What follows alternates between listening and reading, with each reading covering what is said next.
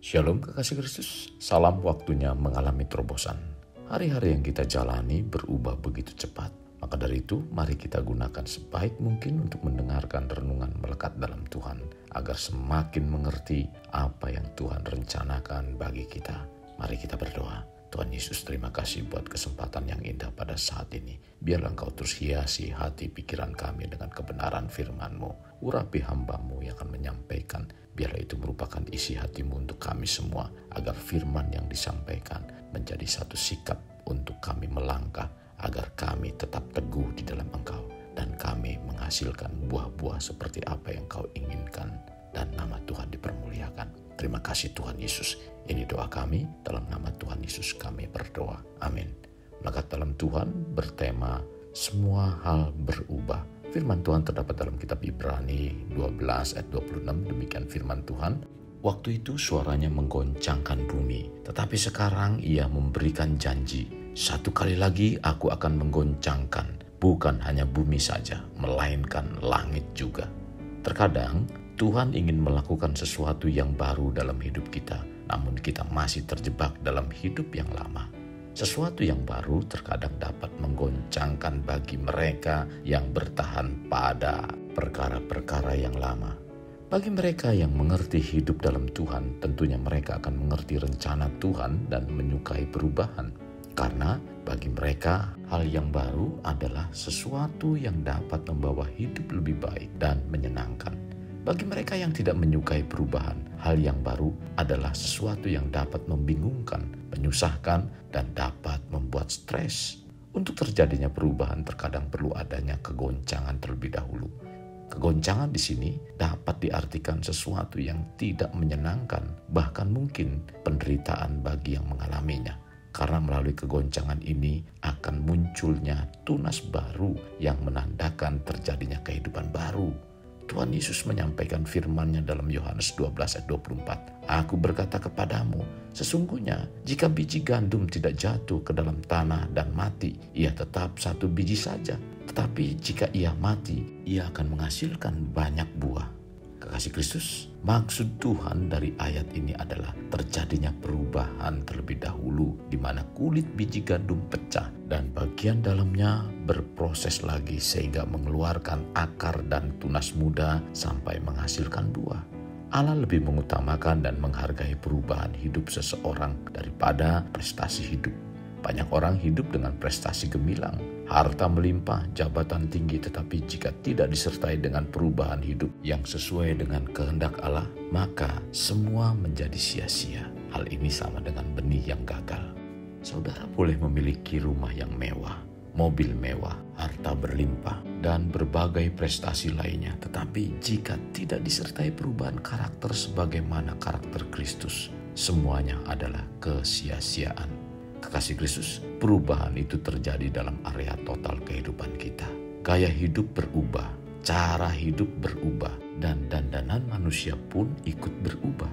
Jadi dapat dikatakan bahwa ada satu hal yang dijamin pasti akan terjadi dalam hidup kita, perubahan. Dunia mode atau fashion mengalami perubahan.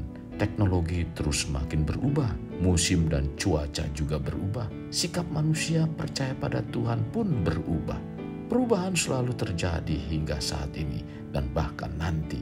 Banyak orang bergumul dengan perubahan yang mereka alami karena mereka pikir perubahan tersebut menyulitkan mereka atau mereka merasa tidak nyaman dengan perubahan yang ada. Perubahan mengantarkan masa kini menuju sebuah masa depan dan untuk mencapainya tentu membutuhkan respon dari kita. Perubahan adalah sesuatu yang niscaya atau pasti, maka jadikanlah perubahan itu sebagai teman yang akan mendorong kita menjadi terbaik, karena itu merupakan kesempatan. Karena segala sesuatu berubah. Mari kita selidiki dan bertindak hati-hati. Jangan mudah merasa terlalu nyaman dengan kehidupan yang kita jalani, sehingga hidupnya menjadi santai dan tidak bertumbuh sebagaimana mestinya. Padahal dalam hidup kita mempunyai potensi yang luar biasa.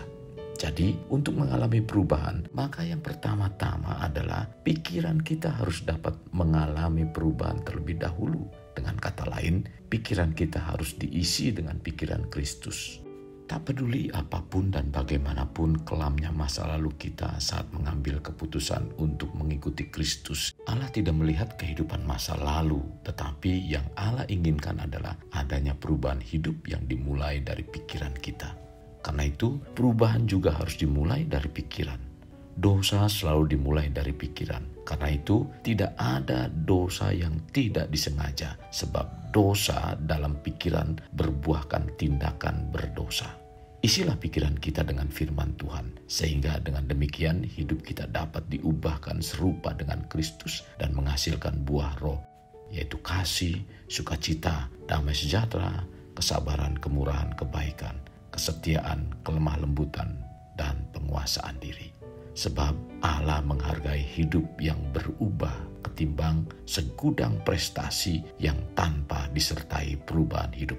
Hal yang harus diingat oleh kita bahwa perubahan terjadi bukan hanya pada kehidupan, pekerjaan, dan ekonomi saja, tetapi semua jenis terjadi dan mengalami perubahan. Dan fakta yang terjadi, jutaan manusia mengizinkan dirinya jatuh ke dalam perubahan tersebut. Oleh sebab itu, para korban perubahan terhempas seperti hantaman tsunami yang tidak mengetahui atau mengantisipasi bahwa badai itu akan melanda. Manusia seharusnya tanggap dan mengantisipasi bila semua hal terjadi perubahan. Kita harus belajar serta mengetahui bagaimana kita bersikap dan menggunakan efek dari perubahan. Mengapa hal ini sepertinya rumit dan sulit? Karena manusia dalam menghadapi segala sesuatunya selalu menggunakan sikap dan caranya sendiri.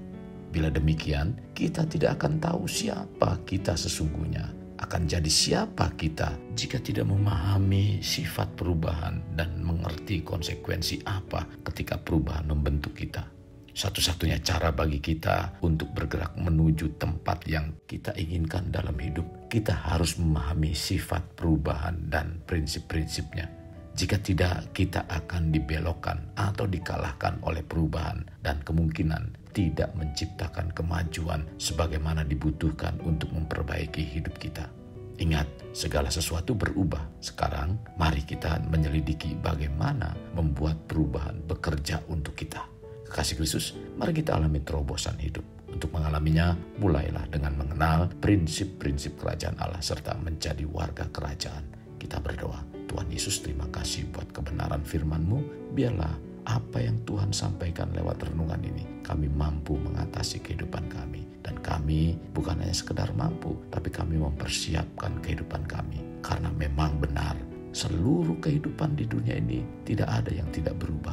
Maka dari itu, Tuhan siapkan kami menghadapi perubahan-perubahan yang terjadi dalam kehidupan kami, sekitar kami, keluarga kami, bahkan mungkin juga bukan hanya soal keluarga, perubahan, pekerjaan, keuangan, dan seterusnya. Mampukan kami untuk kami belajar, memiliki hikmat, dan kami bisa menanggulangi semua itu. Karena Tuhan yang telah memberikan pikiran, bahkan potensi atau kemampuan yang ada dalam kehidupan kami, Tuhan taruh agar kami mampu menghadapi perubahan itu. Tuhan, terima kasih buat firman-Mu. Pimpin kami, arahkan kami lewat kebenaran-Mu, bahkan lewat Roh-Mu yang kudus untuk memimpin kami agar kami tetap seperti apa yang Kau inginkan. Inilah doa kami, dalam nama Tuhan Yesus kami berdoa. Amin. Kekasih Kristus, mari kita akhiri dengan mengendahkan kedua tangan kita. Terimalah anugerah berkat dari Allah Bapa, kasih sayang daripada Yesus Kristus, dan persekutuan dengan Roh Kudus yang mencurahkan berkat secara rohani, berkat secara jasmani, dan berkat secara ekonomi. Di mana berkat Abraham, berkat Ishak, berkat Yakub dicurahkan dan dilimpahkan dari saat sekarang sampai Maranatha tiba, dalam nama Tuhan Yesus. Amin. Sampai jumpa di renungan berikutnya. Tuhan Yesus memberkati. Jangan lupa like, share, dan subscribe.